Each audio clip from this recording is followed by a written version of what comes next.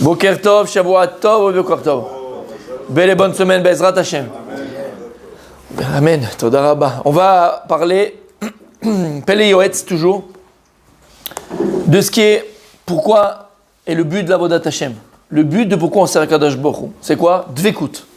Dvekut. C'est quoi la Dvekut? S'attacher, se coller à Dieu. Voilà pourquoi tu mets les tefilines, voilà pourquoi tu fais ta tefila, voilà pourquoi toutes les mitzvot que tu fais, toute la Avodat Hashem, tous les services divins, il est l'idabekbo. S'attacher au maître du monde. Et il dit comme ça le Rav, laissons parler les anciens. Dvekut Bashem, s'attacher à Dieu, idbarach, i mitzvah, mitariag mitzvot. Fait partie des 113 mitzvot. Chez Yedavek Bashem Tadir. Que l'on soit attaché à Dieu, c'est-à-dire tout le temps, à chaque instant.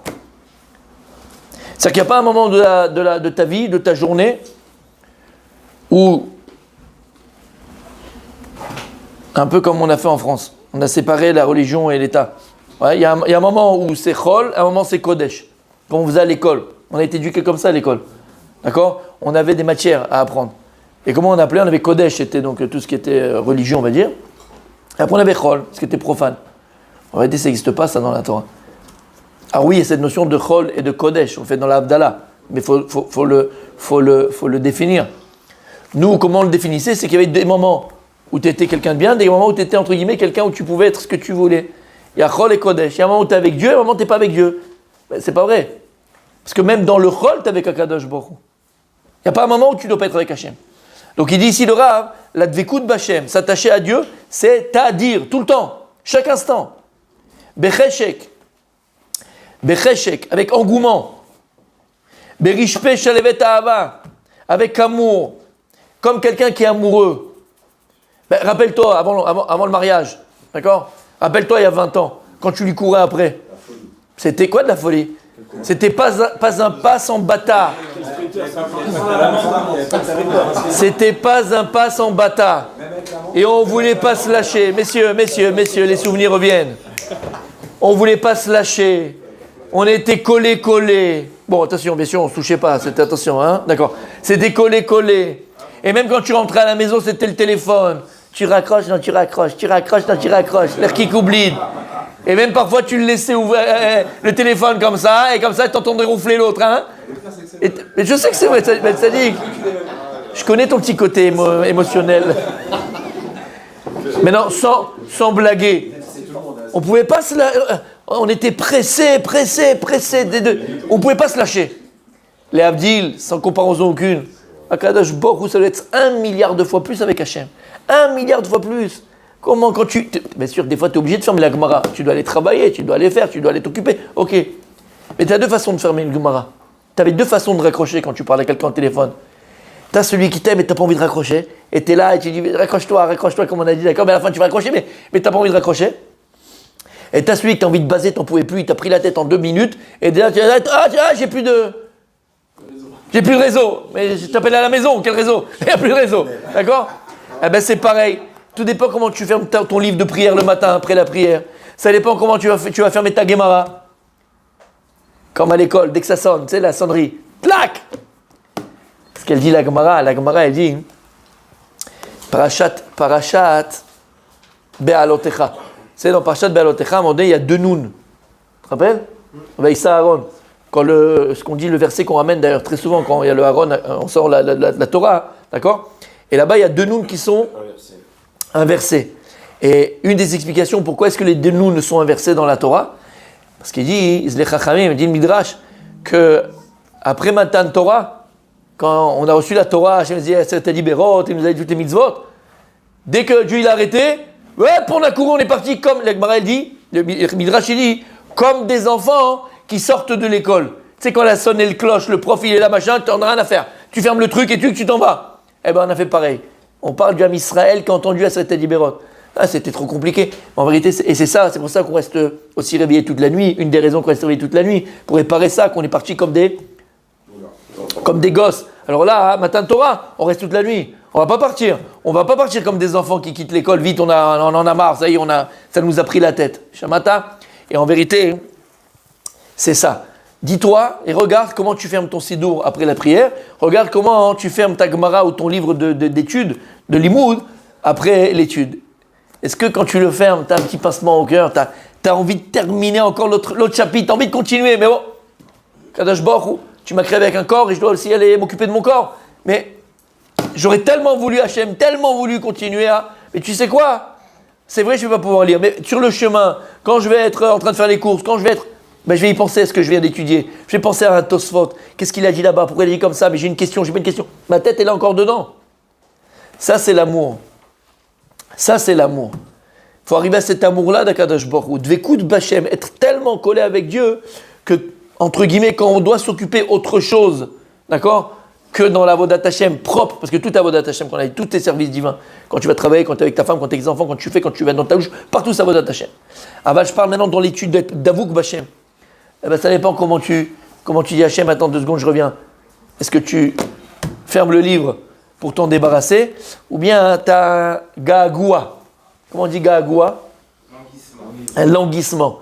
Tu as déjà langui ton sidou pour refaire une prière. Tu as déjà langui ta Gemara pour encore réétudier. Tu as encore langui ton Rachem. Tu as fait le Kliyaka, ça n'a pas ça? Non, j'ai rien dit. Magnifique. Oh là là. Tu t'es habitué. Tout sur les brachot. Ah là là là là là là. Ve'en lecha mida tova emena dekulaba.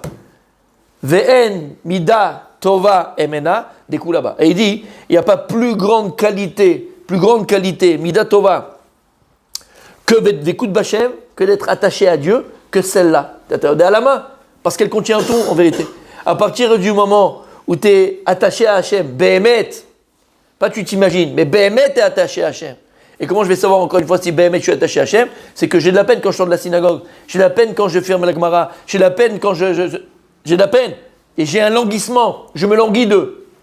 C'est la plus belle et plus importante des qualités, des midot qu'Hachem attend de toi. Parce que tout est contenu dans ça. Parce qu'en vérité, quand tu aimes quelqu'un, quand tu as envie de sa présence, quand tu recherches sa présence, ben, finalement, si tu recherches la présence d'Hachem, si tu languis de Dieu, ben, en vérité, tu es dans le vrai, continuel, tu es dans le vrai, tu es dans le émet, tu es dans l'essentiel, à chaque instant.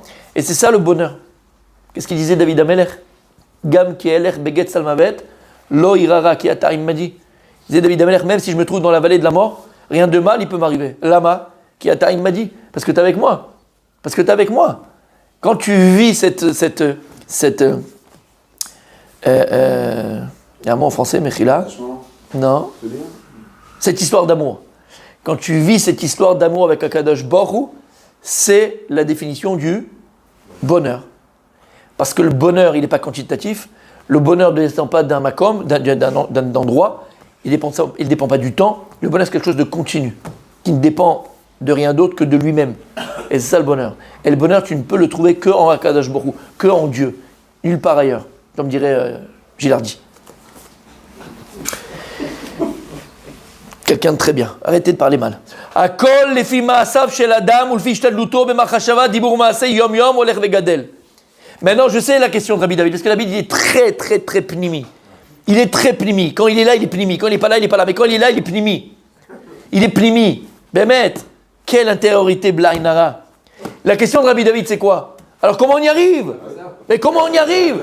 Tu viens de me dire que d'écoute Bachem, c'est l'essentiel, c'est important d'être attaché à Dieu, à chaque instant. Émet, mais comment je vais y arriver? Comment, Tachles, je vais y arriver? Alors, il dit le Rav, écoutez bien, c'est magnifique. Tout dépend des efforts que tu fais dans tes actes, il dit dans ta parole et dans ta pensée.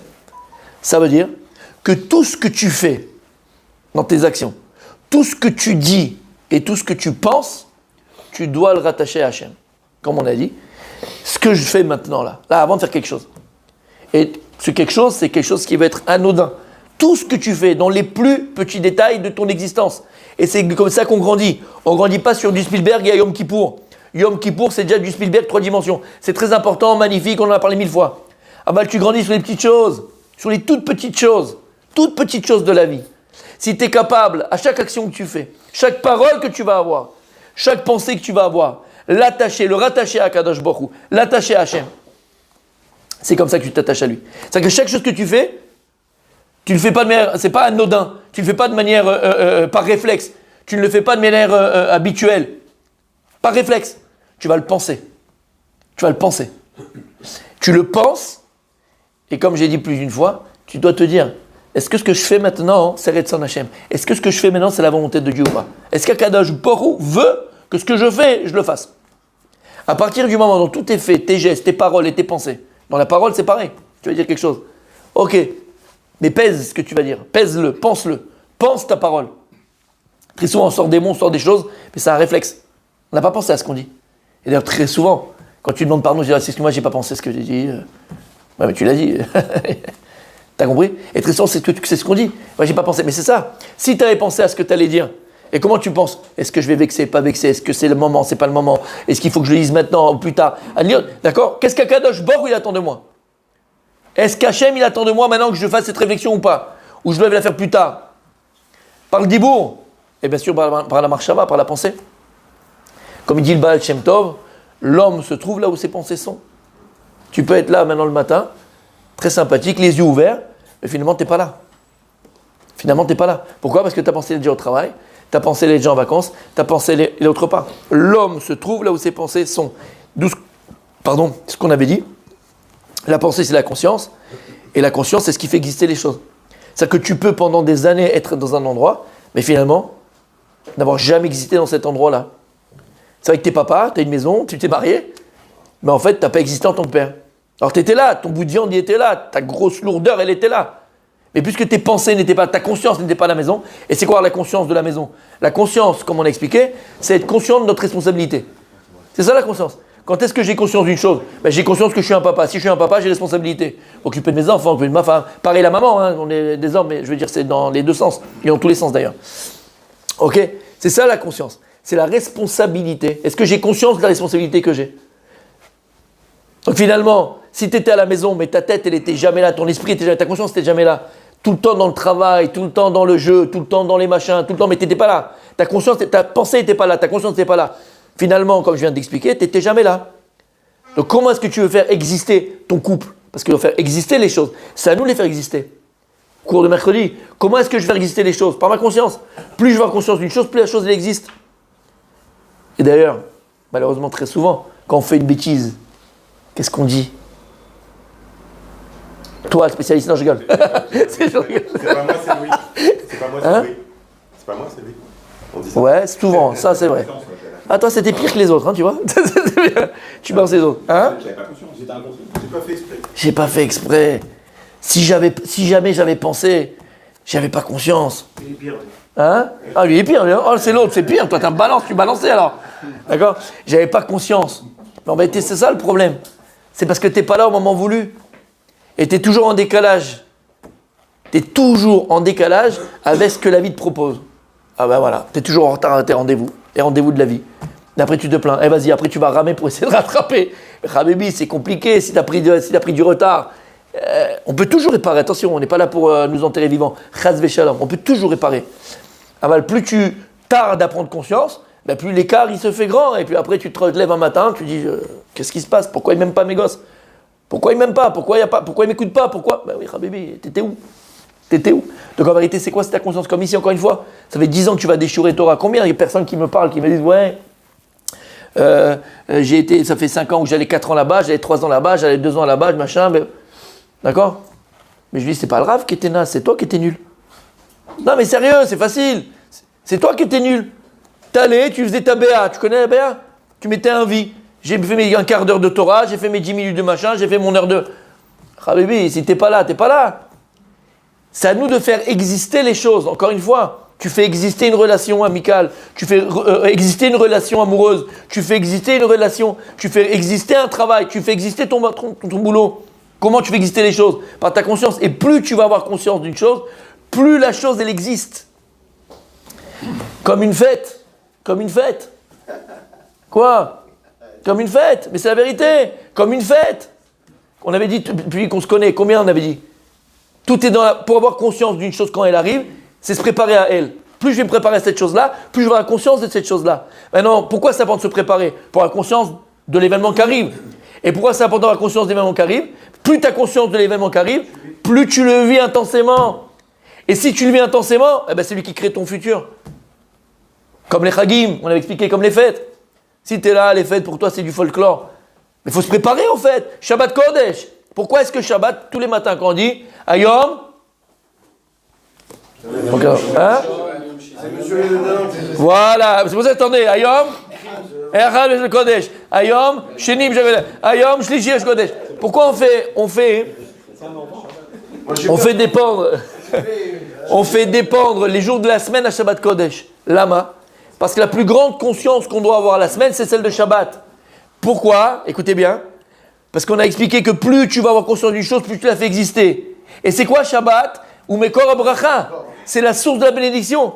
Donc plus tu vas avoir conscience du Shabbat, dans ce qu'il est profondément, plus tu vas faire exister ce qu'il est. Qu'est-ce qu'il est le Shabbat? Mekor Bracha, la source de toutes les bénédictions.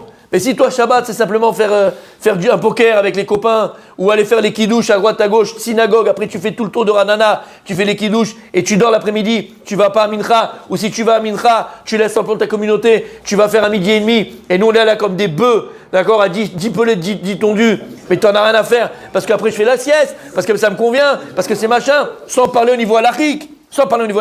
Que prier Mincha et Gdola pendant machin, c'est un grave problème. Halachiquement parlant, on va en parler. Mais je ne parle pas même pas de ça. Je ne parle même pas de ça. Donc ton Shabbat, finalement, il se résume à quoi? À quoi il se résume ton Shabbat? À kidouche, à manger, à dormir, à aller faire mincha quand tu te présentes à toi. Hein? Bevadai, fais-le exister ton Nek Shabbat. Misa de quoi? Hein? Yaroul, ouais. T'as compris? Quoi? Non? Alors messieurs, non, attention. Je ne vise personne de manière particulière. Parce que je vise tout le monde. Bah oui, on les connaît. Donc messieurs, Shabbat, Mekor Bracha, tu vas voir la Bracha, fais-le exister ton Shabbat. Ton couple, fais-le exister. Ça va pas, ça marche pas, ça truc pas. Faut faire exister. Mais t'as pas conscience. Et en vérité, c'est merveilleux. Parce que si on arrive un tout petit peu à faire l'effort, de s'attacher à ce qu'on fait. On parle de Kadosh Baruch Hu, mais Dieu, Ani Rishon Vani Acharon, n'oubliez jamais. Ani Rishon Vani Acharon. Vous apprenez, Ani c'est 61. Yud Kevav Kel, les qui viennent avant et les qui viennent après, c'est quoi Ani Rishon Vani Acharon? C'est 61. D'accord? Parce que tout ce qui t'entoure, c'est Ani, dit Hachem. Ta femme, ton mari, c'est Ani. Tes enfants, c'est Ani. Les Avdil. Rabbi Yehoshua, il a pleuré quand il quittait ce monde. Il pleurait dans Hérouvine, si je ne me trompe pas. Il pleurait. Ses élèves, ils lui ont dit, j'ai ramené ça. Ils lui ont dit, mais Rabbi, pourquoi tu pleures? Et il pleurait, il dit, j'ai laissé une courgette dans le tiroir. Une courgette. Ils ont dit, bon, ça y est, il est devenu sénile, quoi. Ça, il va partir, c'est n'importe quoi. Pourquoi il pleurait pour la courgette? On pleure pour une courgette. Pourquoi il pleurait? Parce qu'il a laissé, s'il avait une courgette, c'est que Dieu lui a donné ce moyen-là. C'est Dieu qui lui a donné la courgette. D'accord? Comprenez bien. C'est qu'il n'a pas utilisé ce moyen pour s'attacher à Dieu. Même la courgette, c'est un moyen de s'attacher à lui. Tout ce que Dieu il te donne dans ta vie, tout, sont uniquement des moyens pour t'attacher à lui. Et toi, tu les méprises. Tu méprises les moyens que Dieu il t'a donnés. T'as pas le droit. Ta femme, c'est un moyen. Ton mari, c'est un moyen. Tes enfants, c'est un moyen. La maison que Dieu il te donne, c'est un moyen. Aïe, j'ai dit, je voulais pas arriver à ça, moi. Et il a fait. Pourquoi? Voilà, il a fait. Alors tu en parles, j'en parle et on termine avec ça. Malheureusement, pourquoi? Oui, bien sûr, c'est une bonne note. Pourquoi est-ce que tu attends de perdre la chose pour prendre conscience de ce que tu avais? Pourquoi? Malheureusement, souvent, ouais. Non, on va terminer sur une bonne note. Allez, ça m'énerve. Je vais pas. D'accord. Ils se sont éclatés la figure. Ils se sont entretués pendant. Ça fait 15 ans qu'ils se déchirent, le couple. Et puis il y en a un accident de voiture, on appelle, tac boum, votre mari est parti. Et puis là maintenant tu ne la reconnais pas. Hein. Toi tu étais là pendant 15 ans, tu étais tout le temps avec eux, ils se déchiraient la tronche. C'est quoi ce mec là? C'est quoi cette fille? C'est quoi ce machin? Et puis là on l'a appelé, il n'est plus là.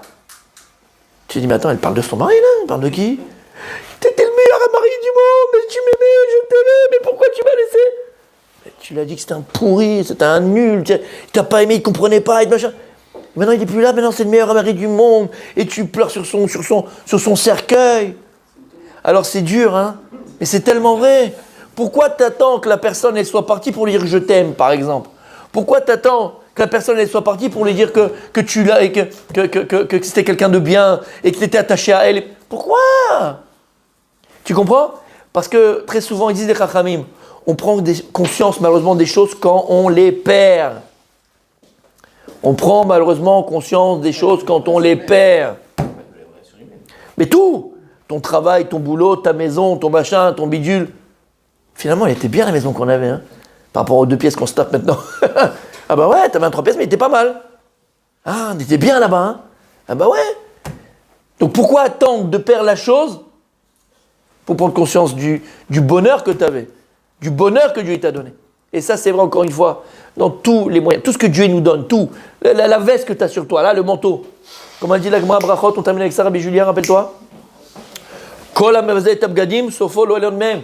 Tout celui qui méprise les vêtements, ben à la fin, il ne pourra pas profiter d'eux. Lama, ça si c'est un moyen. La courgette que lui donne, c'est un moyen. L'habit que tu as, c'est un moyen de quoi? L'idavekbo, de s'attacher à Kadosh Baruch Hu. Tout ça, ce sont des moyens de s'attacher à Hachem. Tout ça, tout ce que Dieu te donne. Tout. Tout. Que ce soit comme des relations humaines, que ce soit des biens matériels, tout ce que Dieu te donne. Et tout ça dépend, encore une fois, et on termine, on continuera demain, de la conscience que je vais avoir de cela.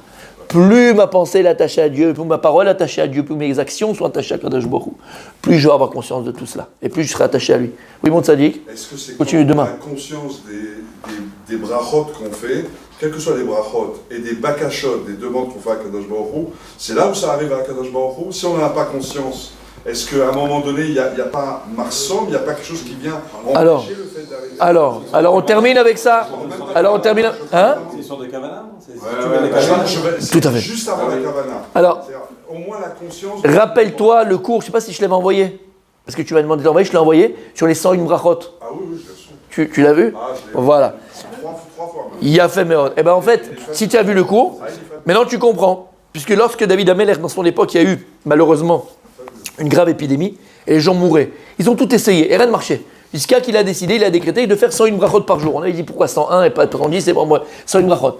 Et la question générale qu'on a posée, c'est pourquoi David Ameller, il a trouvé à faire 101 brachot et ça s'est arrêté. Qu'est-ce qu'il a vu par là? Il a vu qu'en vérité, s'il y a la maladie, s'il y a le malheur, s'il y a le problème, s'il y a, comme il dit le Rambam dans Moreh Nevuchim, il dit en vérité, la place du mal dans ta vie, la place du malheur dans ta vie, la place de l'épreuve dans ta vie, c'est l'espace que tu laisses entre toi et Hachem. Le vide que tu laisses entre toi et Hachem, c'est la place de tes problèmes. Donc, il a dit, le meilleur moyen que l'homme il a de s'attacher à Dieu à chaque instant, c'est remplir. Et comment remplir ce vide? C'est que lorsque tu prends n'importe quoi, tu prends un peu de menthe, tu vas dire quoi? Baruch ata Hachem, kenu melech haolam, she'akol niya bidvaro, brachot. Et si je vous ai dit, s'il y a quelqu'un qui vient et dit, regarde, je suis loin de la Torah, je veux faire teshuva, d'accord, et maintenant je vais là, je me rapproche d'Hachem. Qu'est-ce que je dois faire? La chose que vous voulez lui dire, la première chose qu'il doit faire, apprends-lui les brachot. Apprends les brachot. She'akol, dama, apprends-lui les brachot. T'as de alama, parce que cette personne-là, en disant les brachot, à chaque fois, elle sort des toilettes, elle mange, elle boit, elle fait, après, avant, qu'est-ce qu'elle fait? D'écoute Hachem. Elle va s'attacher à Hachem. Et automatiquement, elle va estomper l'écart, le vide qui existe entre elle et Akadosh Baruch Hu. D'écoute Hachem, tout le reste, il va suivre. Donc c'est les brachot. C'est ce que tu viens de dire. On continue. Bevadaï, on est conscient à qui tu pries. On est conscient à qui tu le demandes. On continue demain, Bezrat Hachem.